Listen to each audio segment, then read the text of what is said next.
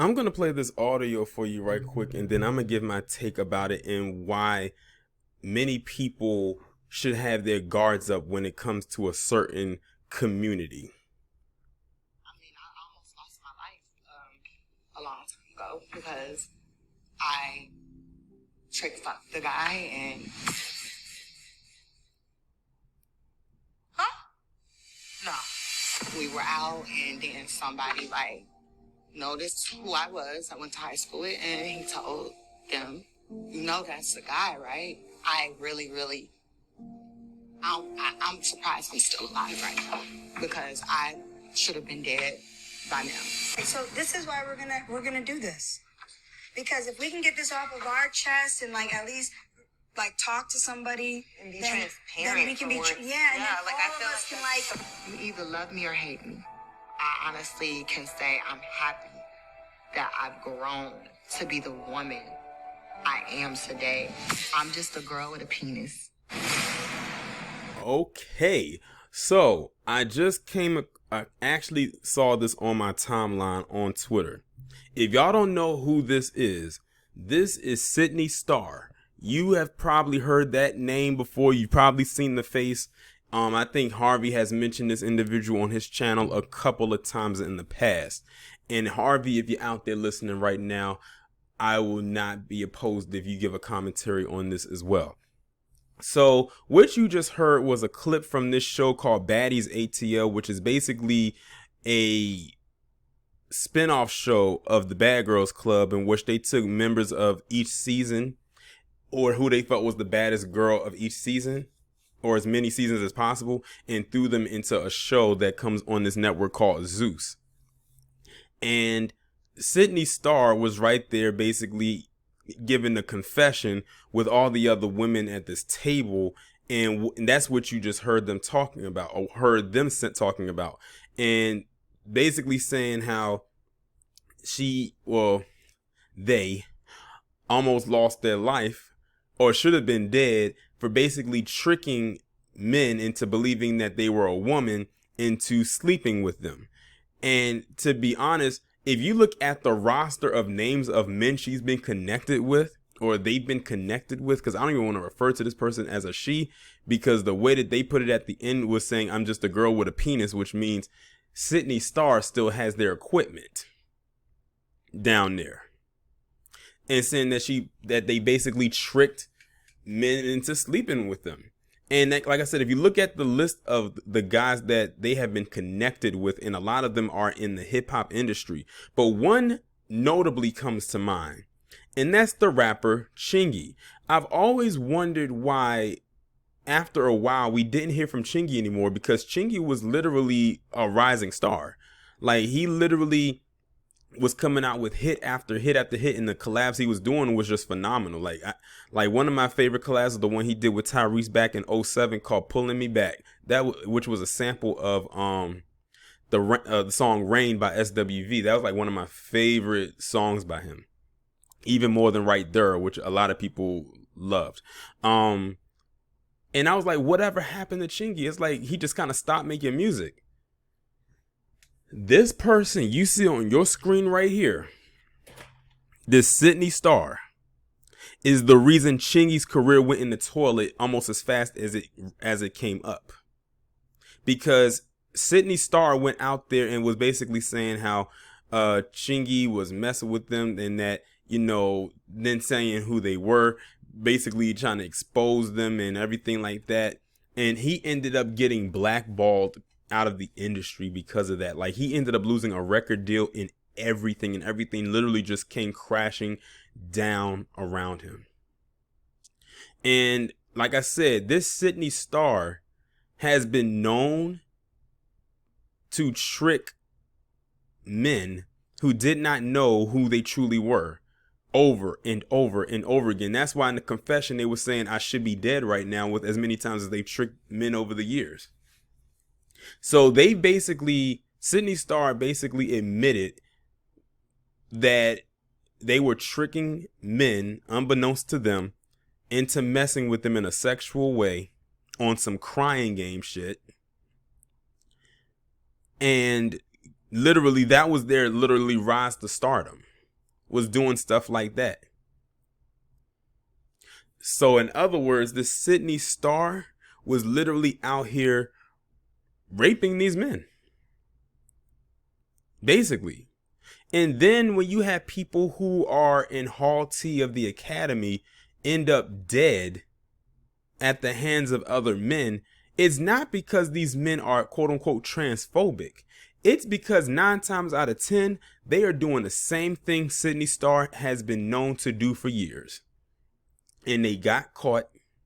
They were most likely embarrassed. And when I'm talking about the man was most likely embarrassed. And in an act of rage, he did what he felt he had to do to get revenge on the person that tricked them.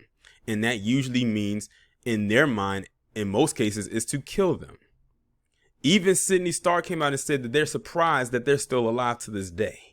So it's almost like Sidney Starr made this a game. Like they found this to be fun or funny to do to these men.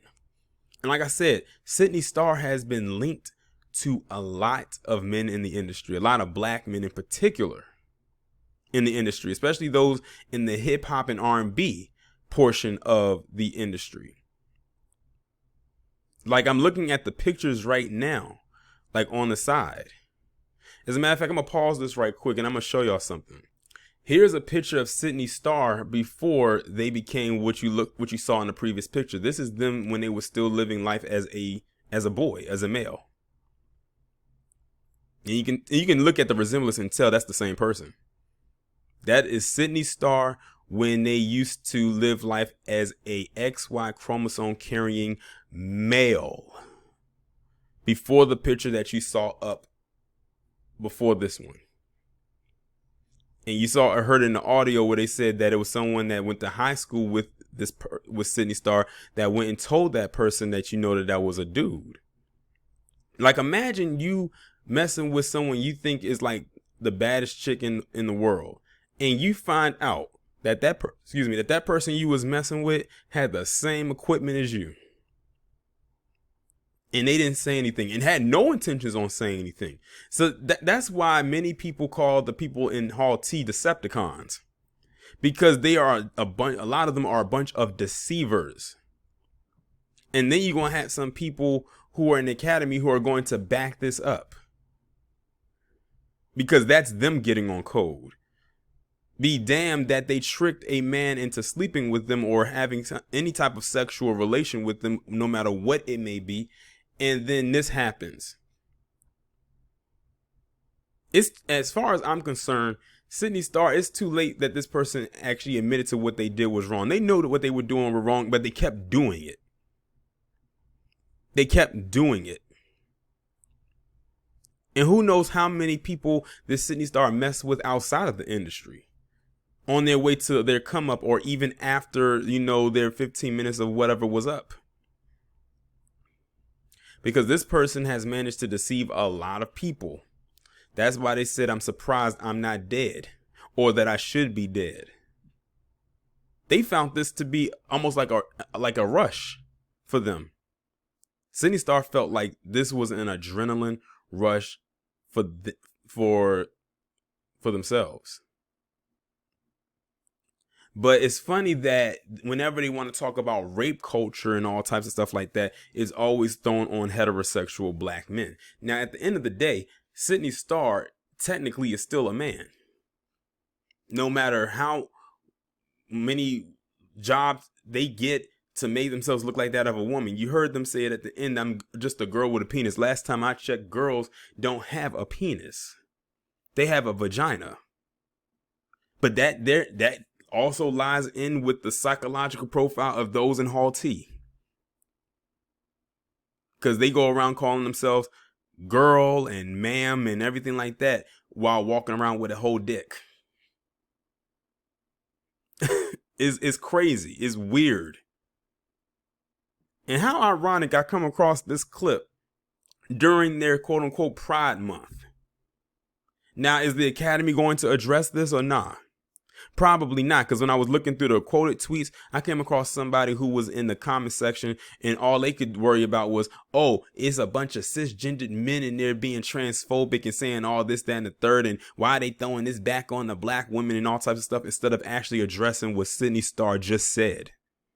That's common deflection. You know who does that a lot?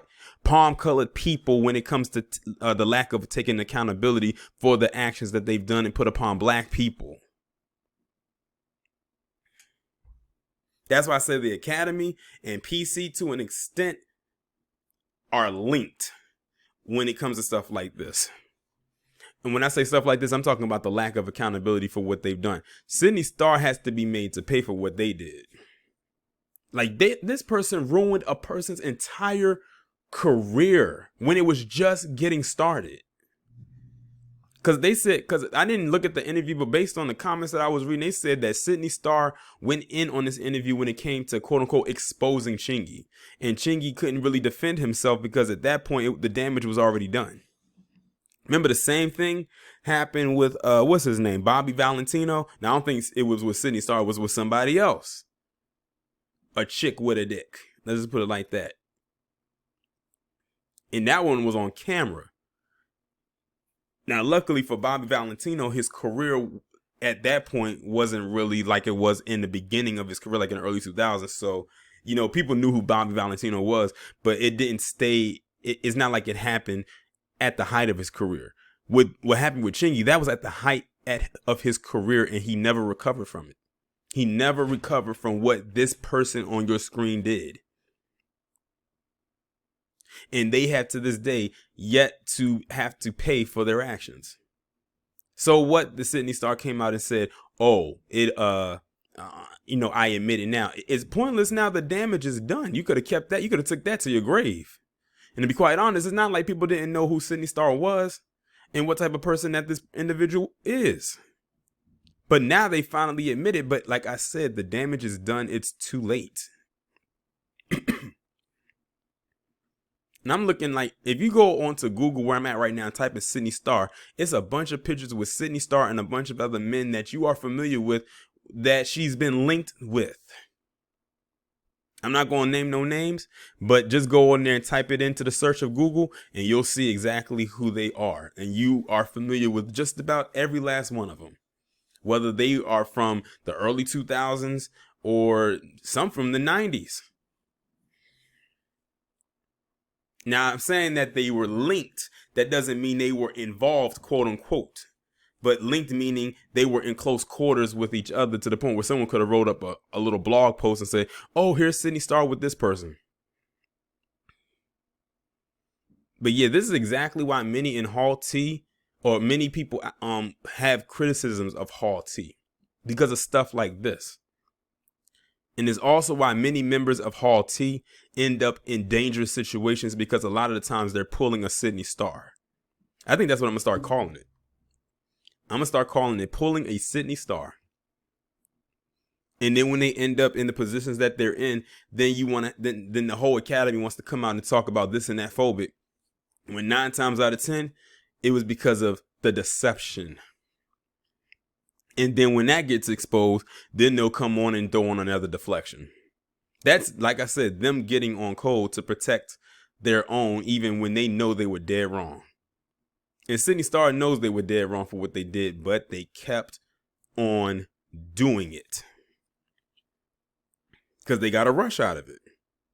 I wouldn't be surprised if Sidney Starr's still doing it to this day, even after the admittance.